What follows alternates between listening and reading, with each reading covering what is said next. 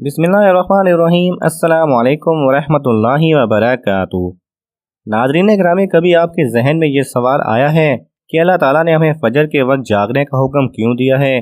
کیا فجر کا وقت عنقریب پڑھنے کا وقت ہوتا ہے؟ کیا اس وقت کے پیچھے ایک راز پوشیدہ ہے؟ وہ راز کیا ہے؟ اس راز کو جاننے کے لیے ضروری ہے کہ ہم پہلے نماز کے بارے میں جانیں، جو ہم پر دن میں 5 مرتبہ فرض کی گئی ہے۔ اور یہ 5 نمازیں کس طرح فرض ہوئیں، اس کے پیچھے بھی ایک شاندار وجہ ہے، جس کا مظاہرہ سفر معراج میں اس وقت ہوا جب حضرت محمد صلی اللہ علیہ وسلم اللہ سے ملاقات کے لیے وقت کے انتہائی مختصر حصے میں 7ویں آسمان سے بھی آگے تشریف لے گئے تھے۔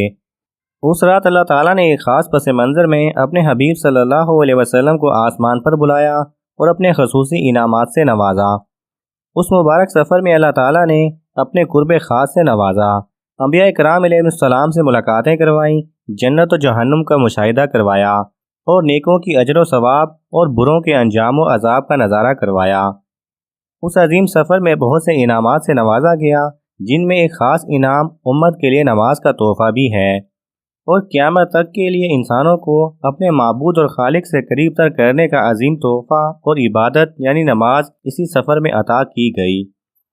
معراج کی رات جب آپ صلی اللہ علیہ وسلم کو اللہ نے 50 نمازوں کا حکم دیا تو حضرت موسیٰ علیہ السلام کے کہنے پر آپ نے اللہ تعالیٰ سے 50 نمازوں میں نرمی کی درخواست کی، اور ایسا کئی بار ہوا، یہاں تک کہ اللہ تعالیٰ نے امت محمدی صلی اللہ علیہ وسلم کے لیے دن میں 5 نمازوں کا حکم دیا، جس کے بعد بھی حضرت موسیٰ علیہ السلام نے آپ صلی اللہ علیہ وسلم کو 5 نمازوں میں کمی کے لیے اللہ کے پاس ایک بار پھر جانے کا مشورہ دیا، لیکن آپ صلی اللہ علیہ وسلم نے فرمایا کہ میں نے اپنے رب سے کئی مرتبہ درخواست کر لی ہے، یہاں تک کہ اب مجھے حیا آ گئی ہے اور میں راضی ہوں اور اس حکم کو ہر طرح سے تسلیم کرتا ہوں۔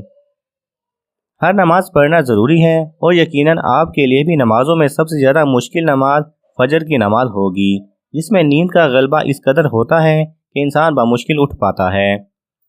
لیکن دن کے اس خاص حصے میں جو راز پوشیدہ ہے، اسے جب آپ جانو گے تو یقین کریں کہ آپ فجر کی نماز کبھی نہیں چھوڑنا چاہیں گے۔ یہاں نماز فجر کے کچھ فضائل سماعت فرمائیں۔ 5 نمازوں میں سب سے اہم نماز فجر کی نماز ہے۔ اس کی اہمیت کا اندازہ اس بات سے لگائیں کہ اللہ تعالیٰ فجر کے وقت کی قسم اٹھاتے ہیں اور فرماتے ہیں، قسم ہے فجر کی اور 10 راتوں کی اور جفت اور طاق کی اور رات کی جب وہ چلنے لگے، یقیناً ان میں عقل مندوں کے لیے بڑی قسم ہے۔ حضرت عائشہ صدیقہ رضی اللہ تعالی عنہا سے روایت ہے کہ حضور اقدس صلی اللہ علیہ وسلم ارشاد فرماتے ہیں کہ فجر کی 2 رکعتیں دنیا و ما فیہا سے بہتر ہیں۔ یاد رکھیں کہ فجر کی باجماعت نماز مسلمان کی صداقت اور اس کا ایمان پرکھنے کی کسوٹی ہے۔ حضرت عبداللہ بن عمر رضی اللہ تعالی عنہ فرماتے ہیں کہ ہم اگر فجر اور عشاء کی نماز میں کسی آدمی کو نہ پاتے تو اس کے بارے میں اچھا گمان نہیں رکھتے تھے۔ فجر کی نماز صبح کی نماز جہنم سے حجاب ہے، آڑ ہے۔ جناب رسول اللہ صلی اللہ علیہ وسلم نے فرمایا، جو شخص سورج نکلنے سے پہلے اور سورج ڈوبنے سے پہلے کی نماز یعنی فجر اور عصر پڑھتا ہے، وہ ہرگز جہنم کی آگ میں داخل نہیں ہوگا۔ فجر کی نماز جنت کی زبان ہے۔ رسول اکرم صلی اللہ علیہ وسلم نے ارشاد فرمایا، جو شخص 2 ٹھنڈی نمازیں یعنی فجر اور عصر پابندی سے پڑھتا ہے، وہ جنت میں داخل ہوگا۔ سبحان اللہ۔ فجر کی نماز نہ پڑھنے پر وعید حضرت عبداللہ رضی اللہ تعالی عنہ سے روایت ہے کہ جناب رسول اللہ صلی اللہ علیہ وسلم کے سامنے ایسے شخص کا تذکرہ کیا گیا جو صبح ہونے تک سوتا رہتا ہے، یعنی فجر کی نماز ادا نہیں کرتا ہے، تو آپ صلی اللہ علیہ وسلم نے فرمایا، ایسے شخص کے کانوں میں شیطان پیشاب کر دیتا ہے۔ فجر کی نماز کے لیے کس طرح اٹھیں، کیونکہ اس وقت نیند کا بہت غلبہ ہوتا ہے۔ نمبر 1، رات کو حتی الامکان جلدی سوئیں۔ نمبر 2، سوتے وقت فجر کی نماز جماعت کے ساتھ ادا کرنے کا پختہ ارادہ کریں اور ارادہ کرنے میں مخلص بھی ہوں۔ نمبر 3، ایسے اسباب اختیار کریں جن سے فجر کی نماز کے لیے اٹھنا آسان ہو، مثلا الارم والی گھڑی میں مناسب وقت پر الارم سیٹ کر کے اس کو مناسب جگہ پر رکھیں۔ اگر ان امور کی رعایت کر کے سوئیں گے تو انشاءاللہ فجر کی نماز جماعت کے ساتھ ادا کرنا آسان ہوگا۔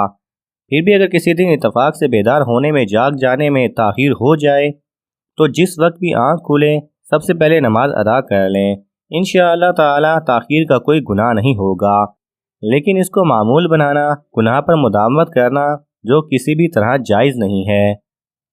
दुनिया में कई ऐसे लोग हैं जिन्हें बेख्वाबी की शिकायत होती है, जिसमें वो सारी रात सो नहीं पाते और पूरा दिन काम काज करके जब रात को भी सो नहीं सकते, तब कई तरह की जहनी और जिस्मानी बीमारियां जन्म लेती हैं। और इस बीमारी का शिकार आज हर दूसरा तीसरा शख्स हो रहा है, जिसकी बड़ी वजह अल्लाह ताला के अहकामात को पीछे छोड़कर दुनिया की रंगीनियों के पीछे भागना है। सारी रात जागने के बाद फजर के करीब कुछ देर नींद आ जाती है, लेकिन वो नींद जिस्म को पुरसकून नहीं रखती, जिसकी वजह से लोग अक्सर जागते रहते हैं और हर किस्म की दवाइयों के इस्तेमाल के बावजूद जब सो नहीं पाते तो अल्लाह ताला से ये सवाल ज़रूर करते होंगे कि अल्लाह ताला मुझे नींद क्यों नहीं आती, आखिर क्या वजह है। बहुत कम लोग होते हैं जो इस कैफियत में अपने अंदर पैदा होने वाली इस आवाज़ को सुन पाते हैं, जिसमें उनसे कहा जाता है कि बिस्तर से निकलो, नमाज पढ़ो, अल्लाह का जिक्र करो। और यकीन करें, जो लोग इस आवाज़ को सुन पाते हैं और उस पर अमल करते हैं, उन्हें ताहयात ज़िंदगी भर कभी भी बेख्वाबी की शिकायत नहीं होती। इस हवाले से एक सूफ़ी नज़म है जिसे एक अमरीकी मुस्लिम ने तर्जमा किया है, जिसका उन्वान है दोबारा मत सो जाना, सुबह की ठंडी हवाएं एक राज लाती हैं तुम्हारे लिए। खुला है दोबारा मत सो जाना। इस नज़म में बयान करदा दरवाज़ा हमारी दुनिया और इस दूसरी दुनिया का है, जहाँ से फरिश्ते हर सुबह और शाम को उतरते हैं, जिनका जिक्र इस हदीस पाक में मिलता है, जिसमें आप सल्लल्लाहु अलैहि वसल्लम ने फरमाया है कि रात और दिन में फरिश्तों की ड्यूटियाँ बदलती रहती हैं और फजर और असर के नमाज़ों में ड्यूटी पर आने वाले और रुखसत पाने वालों का इज्तिमा होता है। फिर तुम्हारे पास रहने वाले फरिश्ते जब ऊपर चढ़ते हैं तो अल्लाह ताला पूछता है, हालांकि वो उनसे बहुत ज़्यादा अपने बंदों के बारे में, बंदों के मुतालिक जानता है कि मेरे बंदे को तुमने किस हाल में छोड़ा।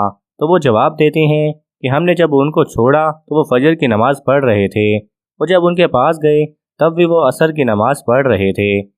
याद रखें कि फजर और असर की नमाज़ों के औकात में सोने से मना करने के पीछे भी एक बड़ी वजह है, और वो ये कि साइंस कहती है कि सुबह सूरज तुलू होते वक्त और शाम को गुरूब होने से पहले सोना नहीं चाहिए, क्योंकि सुबह के वक्त ज़मीन पर ऑक्सीजन वाफिर मिकदार में फराहम होती है, जिस वक्त माहौल तरोताज़ा होता है, और यह ऑक्सीजन आपको दिन भर फिट रखने के लिए इंतहाई ज़रूरी होती है। तो जो इस वक्त सो जाता है तो वह इस ताज़ा ऑक्सीजन से महरूम रह जाता है, और असर के वक्त ज़मीन पर ऑक्सीजन की कमी हो जाती है। तो अगर कोई सो जाता है तो उसको ऑक्सीजन की फराहमी कम होती है, जिसकी वजह से जब वो जागता है तो उसके सर में दर्द और तबीयत बोझल हो जाती है। और यही बड़ी वजह है कि दीन इस्लाम में इन दोनों औकात में सोने से मना फरमाया गया है। नमाज फ़जर के बारे में ऐसे बेशुमार फ़ज़ाइल और भी हैं जिनको हम नहीं जान सकते। अगर इंसान उनको जान ले तो कभी भी कोताही ना करे, कभी भी सुस्ती ना करे। रसूल अकरम सल्लल्लाहु अलैहि वसल्लम का फरमान है, अगर वो लोग इशा और फजर की फजीलत के बारे में जान लें तो वो ज़रूर बज़रूर नमाज़ों में हाजिर होंगे, चाहे उनको खुद घसीटते हुए ही आना पड़े। अब आप खुद अंदाज़ा कीजिए कि एक तरफ इन दोनों नमाज़ों की यानी फ़जर और असर की इतनी फजीलत और अहमियत है, और दूसरी तरफ इनकी अदायगी में कितनी सुस्ती और लापरवाही बरती जाती है। अल्लाह ताला हम सब को 5 वक्त नमाज़ पढ़ने की तौफीक अता फ़रमाए। आमीन सुम्मा आमीन। नाज़रीन, अगर आपको ये वीडियो पसंद आई तो इसे लाइक और दोस्तों के साथ शेयर करना ना भूलें, और ऐसी ही दिलचस्प और मालूमाती वीडियोस देखने के लिए हमारे चैनल को सब्सक्राइब कर लीजिए। जज़ाकल्लाह खैरा।